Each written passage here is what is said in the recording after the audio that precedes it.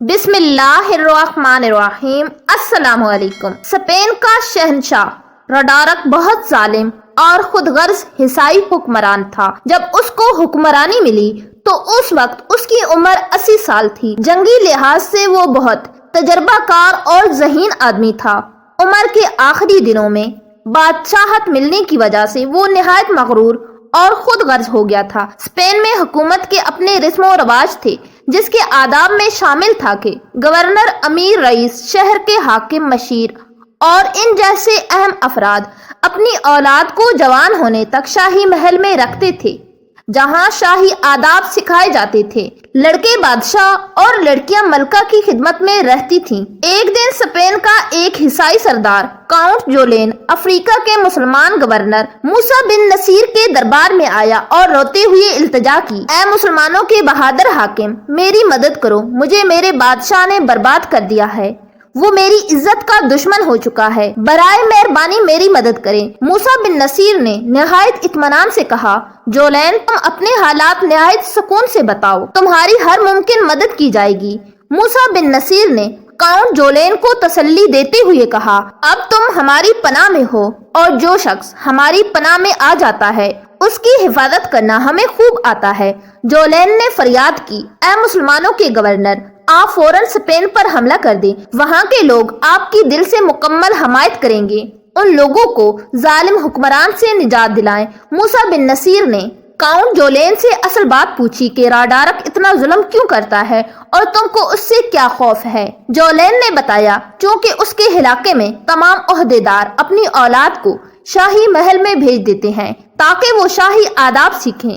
اس نے بتایا کہ میری بیٹی فلورینڈا نے شاہی محل میں پرورش پائی تھی، اصولی طور پر راڈارک کو اسے بیٹی سمجھنا چاہیے تھا، مگر اس 80 سالہ بوڑھے نے اس سے شادی کرنے کا اعلان کر دیا ہے۔ میں اس طاقتور حکمران کا مقابلہ نہیں کر سکتا تھا، اس لیے میں نے ایک کامیاب چال چلی اور راڈارک کے دربار میں حاضر ہو کر درخواست کی کہ میری بیوی اپنی بیٹی فلورینڈا کی جدائی میں سخت بیمار ہے، وہ مرنے سے پہلے اپنی بیٹی کو ایک نظر دیکھنا چاہتی ہے۔ ظالم راڈارک نے میری بات کا یقین کر لیا اور میری بیٹی کو میرے ساتھ جانے کی اجازت دے دی۔ میں اپنی بیٹی کو اس ظالم بوڑھے حکمران سے چھڑا کر ایک محفوظ قلعے میں لے آیا ہوں جہاں میری بیٹی نے اپنے اوپر ہونے والے تمام ظلم کی داستان سنائی ہے، جس کو سن کر مجھے اس ظالم کا وجود اس زمین پر بوجھ لگنے لگا۔ میں اپنی بیٹی کے ساتھ ساتھ اس ظالم کا شکار ہونے والے تمام لوگوں کی مدد کرنے کی نیت سے آپ کے پاس آیا ہوں۔ اے مسلمانوں کے بادشاہ، ہماری مدد کرو۔ موسیٰ بن نصیر اپنے قریبی ساتھیوں سے مشورہ کیے بغیر اسپین پر حملہ نہیں کرنا چاہتا تھا، لیکن اسے یہ بھی علم تھا کہ اللہ تعالیٰ کی مظلوم مخلوق کو تنگ کرنے والے کی کیا سزا ہونی چاہیے۔ اس لیے موسیٰ بن نصیر نے اپنے قریبی ساتھیوں سے مشورہ کر کے دربار خلافت کی طرف سے ایک تیز رفتار قاصد بھیجا تاکہ وہ جنگ کی اجازت لے کر فوراً واپس آ جائے۔ کاؤنٹ جولین نے موسیٰ بن نصیر کو یہ بھی یقین دہانی کروائی کہ اگر مسلمانوں نے اسپین پر حملہ کیا تو وہ قلعہ سبتہ کی چابیاں مسلمانوں کو دے دے گا۔ قلعہ سبتہ بہت اہم قلعہ تھا، اس کو یورپ کی چابی بھی کہا جاتا ہے۔ یہ قلعہ اتنا مضبوط تھا کہ اس کی دیواروں کو بھاری سے بھاری وزن بھی کوئی نقصان نہیں پہنچا سکتا تھا۔ موسیٰ بن نصیر نے کاؤنٹ جولین کو ہر ممکن تعاون کی یقین دہانی کروائی اور دربار خلافت میں روانہ کیے ہوئے قاصد کی واپسی کا انتظار کرنے لگا۔ اس وقت ولید بن عبد الملک مسلمانوں کے خلیفہ تھے۔ موسیٰ بن نصیر نے اپنے خاص بندوں کو اسپین کے حالات جاننے کے لیے بھی بھیجا تاکہ کاؤنٹ جولین کی باتوں کی سچائی معلوم ہو سکے۔ اگر اسپین کے حالات واقعہ بہت خراب ہیں تو پھر پوری تیاری کے ساتھ اسپین پر حملہ کیا جانا چاہیے۔ اس طرح اسلام کو اسپین تک پھیلایا جا سکتا ہے اور ظالم کے ظلم کا شکار مجبور لوگ بھی نجات پالیں گے۔ اسپین پر کئی سو سال تک کسی نے حملہ نہیں کیا تھا۔ اسپین کے حکمران سمجھتے تھے کہ ان کے پاس ایسی طاقت ہے جس وجہ سے کوئی بھی ان پر حملہ کرنے کا سوچ نہیں سکتا۔ پھر وہاں کی آب و ہوا بھی کچھ ایسی تھی کہ غیر ملکیوں کو راس نہیں آتی تھی، اس لیے اسپین پر حملہ کرنے کی کسی کو ضرورت نہیں تھی، لہٰذا اسپین کے لوگ خود کو غیر ملکی حملے سے محفوظ سمجھتے تھے اور دفاعی انتظامات پر کوئی خاص توجہ نہیں دیتے تھے۔ موسیٰ بن نصیر نے خلیفہ اسلام کو اسپین پر حملے کی اجازت دینے کی درخواست تو کر دی تھی، مگر انہیں حالات اسپین پر حملہ کرنے کی اجازت نہیں دے رہے تھے کیونکہ سندھ میں راجہ دہر نے مسلمانوں کو قید کر لیا تھا اور خلیفہ اسلام کے لیے آنے والے تحائف سے بھرے بحری جہاز بھی لوٹ لیے تھے۔ راجہ دہر سے مقابلہ کرنے کے لیے ان دنوں محمد بن قاسم کی سربراہی میں اسلامی فوج دمشق سے سندھ روانہ ہو چکی تھی۔ اس لیے موسیٰ بن نصیر کے دل میں خیال آیا کہ خلیفہ اسلام اسپین پر حملہ کرنے کی اجازت نہیں دیں گے، مگر جب خلیفہ اسلام کو ساری صورتحال کا علم ہوا تو انہوں نے جواب دیا، مظلوم کی حمایت کرنا ہمارا دینی فریضہ ہے۔ کاؤنٹ جولین نے ہم سے مدد کی طلب کی ہے، اس لیے اس کی مدد ضرور کی جائے گی۔ خلیفہ اسلام ولید بن عبد الملک نے اس مہم کے لیے موسیٰ بن نصیر کو فوجی مہم کا مکمل اختیار دے دیا۔ موسیٰ بن نصیر کی سوچ کے برعکس خلیفہ اسلام کے جواب نے انہیں حیران کر دیا۔ اجازت ملتے ہی انہوں نے اسپین پر حملہ کرنے کی تیاری شروع کر دی۔ ہر سپاہی اس مارکا پر جانے کے لیے تیار ہو گیا اور ان کا سینہ جوش سے بھر گیا۔ ہر سپاہی اسپین کے خلاف لڑنے پر خوشی سے راضی ہو گیا۔ سب کا خیال تھا اس مارکا کے لیے کوئی بڑا لشکر بھیجا جائے گا، مگر اسپین کے طاقتور بادشاہ کا مقابلہ کرنے کے لیے صرف 7,000 سپاہی بھیجنے کا فیصلہ کیا گیا۔ طاقتور اور اجنبی ملک کے مقابلے میں صرف 7,000 سپاہی بظاہر بہت کم تھے، مگر موسیٰ بن نصیر نے یہ 7,000 سپاہی ایسے چنے تھے جو بہادری اور وفاداری میں اپنی مثال آپ تھے۔ اب سوال یہ پیدا ہوا کہ 7,000 سپاہیوں کی قیادت کس کے ذمہ آئے گی؟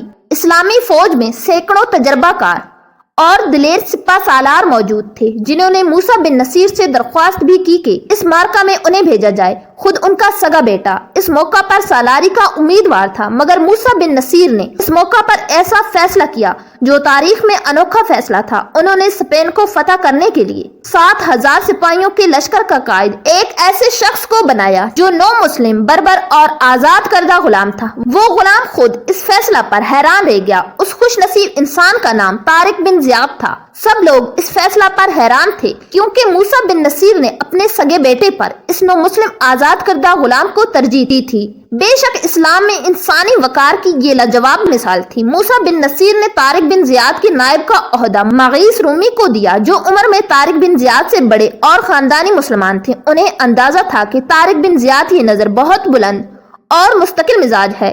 طارق بن زیاد نے سپہ سالاری ملنے پر اللہ تعالیٰ کی بارگاہ میں دعا کی، اے مالک دو جہاں، مجھے ہمت اور توفیق عطا فرما۔ جو ذمہ داری مجھے دی گئی ہے اس کو پورا کرنے کی ہمت دے، آمین۔ طارق بن زیاد کو اسپین پہنچنے کے لیے سمندر پار کرنا تھا۔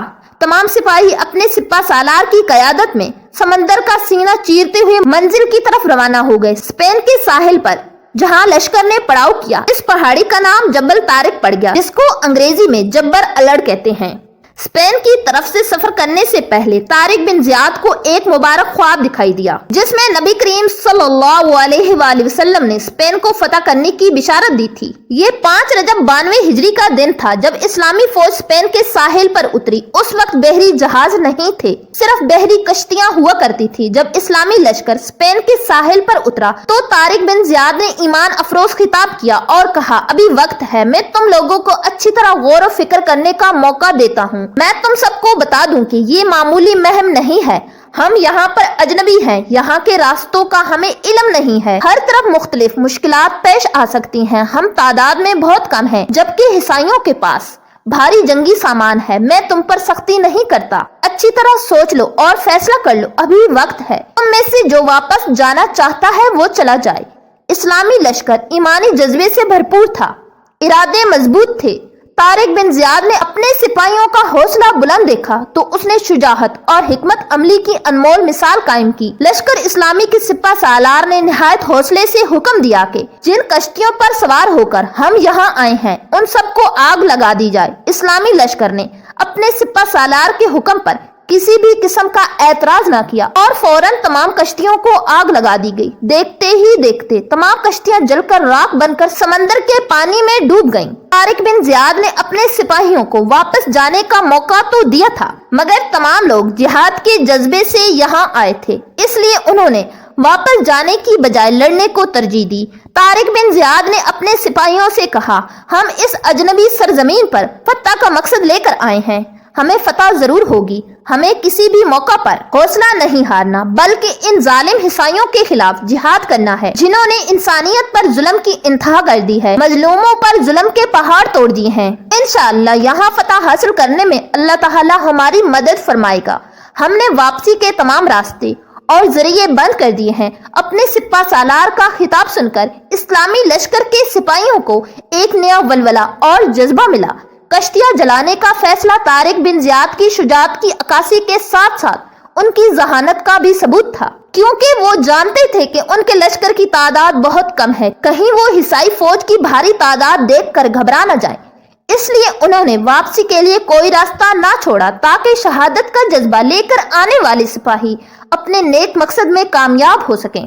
پھر طارق بن زیاد کو وہ خواب بھی یاد تھا جس میں رسول اکرم صلی اللہ علیہ وآلہ وسلم نے انہیں یقین دلایا تھا کہ اسپین کی فتح ضرور ہوگی، اس لیے ان کے دل میں کسی قسم کا کوئی خوف نہیں تھا، وہ پر امید تھے۔ پھر اسلامی لشکر کا ہر سپاہی یہ جان چکا تھا کہ ہم نے اسپین کو ہر حال میں فتح کرنا ہے، اب ہمارا ایک ہی مقصد ہے، فتح یا شہادت۔ ابھی طارق بن زیاد ارد گرد کے ماحول اور خوبصورت منظر کو دیکھ رہا تھا جس سے اسلامی لشکر کے دلوں میں اس خطے کی خوبصورتی بس چکی تھی۔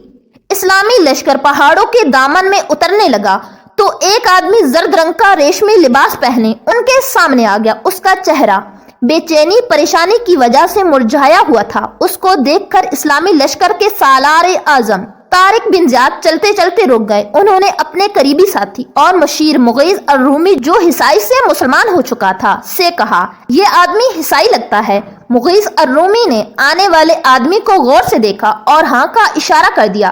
طارق بن زیاد نے اس سے کہا کہ وہ آدمی کے پاس جائے اور اس کے آنے کا مقصد پوچھے۔ مغیث الرومی آنے والے شخص کی جانب بڑھا اور اس سے تھوڑی دیر بات چیت کر کے اس کو اپنے ساتھ لے کر اپنے سالار اعظم کے پاس آیا۔ سالار نے سوالیہ نظروں سے اس آدمی کی طرف دیکھا تو اس نے ہاتھ جوڑ کر کہا، میں ایک درخواست لایا ہوں، اگر آپ میری مدد کریں تو آپ کا مجھ سمیت پوری انسانیت پر احسان ہوگا۔